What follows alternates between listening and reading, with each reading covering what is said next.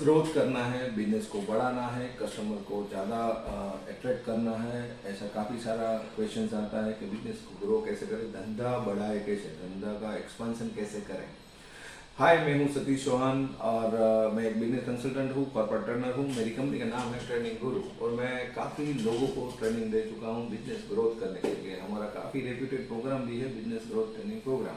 आज मैं आपको बताने वाला हूं 3 आसान स्टेप्स जिससे आप अपना धंधा बढ़ा सकते हैं, अपने धंधे को ज़्यादा कर सकते हैं, बड़ा कर सकते हैं, ग्रो कर सकते हैं।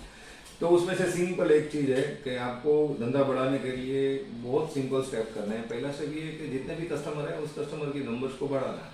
अगर आपके कस्टमर 50 है और आपके कस्टमर 60 हो जाते हैं पर्टिकुलर टाइम में, तो आपका जो धंधा है वो बढ़ गया है। बट ताज्जुब की बात ये होती है, मैं कई लोगों को मिलता हूँ तो पहली चीज़ ये होती है कि उन लोगों को भी मेजर ही नहीं किया कि उनके पास कस्टमर कितने हैं। तो उसके लिए हम लोग एक फॉर्मूला करवाते हैं कि भाई आप कस्टमर टेकिंग सीट बनाओ और उसमें सारे कस्टमर को डालो कि अपने पास इतने साल से बिजनेस कर रहे हो, एग्जिस्टिंग कस्टमर्स कितने हैं। एग्जिस्टिंग कस्टमर्स का फाइनल लिस्ट करो, उसमें देखो कि कितने कस्टमर आपके पास है। वो कस्टमर के नंबर्स को बढ़ाना है, वो भी पर्टिकुलर टाइम में। जैसे आप फिक्स करो कि महीने में कितने बढ़ाओगे, 3 महीने में कितने बढ़ाओगे, 6 महीने में कितने बढ़ाओगे, 1 साल में कितने बढ़ाओगे। ऐसे आप अपना प्लान कर सकते हो, ग्रो कर सकते हो। पहली आसान टिप है नंबर ऑफ कस्टमर को बढ़ाओ, पर नंबर ऑफ कस्टमर को बढ़ाने से पहले कस्टमर को मेजर तो करो कि है कितने, राइट।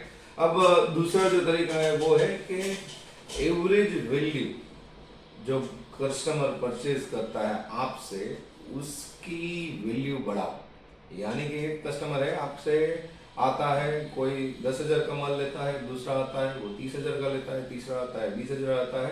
तो ऐसे 3 कस्टमर मिला के आपकी एवरेज साइज होती है 20,000 रुपये सपोज।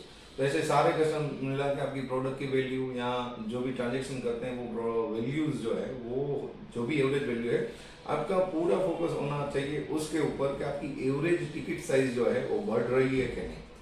वो बढ़ रही है उसको भी फिर मेजर करना पड़ेगा, क्योंकि कभी हमने मेजर ही नहीं किया।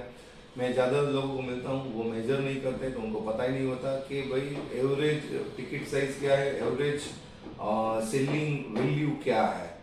तो नंबर ऑफ कस्टमर का लिस्ट हमने पहली टेक्निक्स में बनाया।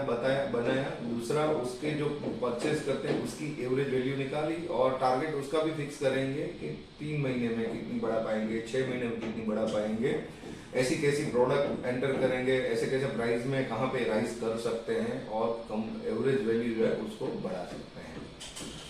तीसरी जो टेक्निक है वो है buying frequency of the customer, वो बढ़ा। Buying frequency of the customer जो है वो भी आपको मेजर करनी चाहिए कि मेरे पास एक कस्टमर आता है, वो रिपीट बाद में कितने टाइम बाद दूसरी बार आता है, तीसरी बार आता है, चौथी बार आता है। तो आपका किसी भी तरह का बिजनेस हो, आपको बाइंग फ्रीक्वेंसी नोट करनी चाहिए कि मेरे पास एक कस्टमर साल में कितनी बार आता है, 6 महीने में कितनी बार आता है, 3 महीने में कितनी बार आता है। जितनी बार आता है उसमें से आप एक बार भी बढ़ा सकते हो तो आपकी जो है बिजनेस का ग्रोथ होगा, कस्टमर का भी ग्रोथ होगा, सेल्स का आपका ग्रोथ होगा, तो ओवरऑल बिजनेस का ग्रोथ होगा। आशा रखता हूँ इन तीनों चीज पे आप काम करोगे और अपने धंधे को बढ़ाओगे। Thank you.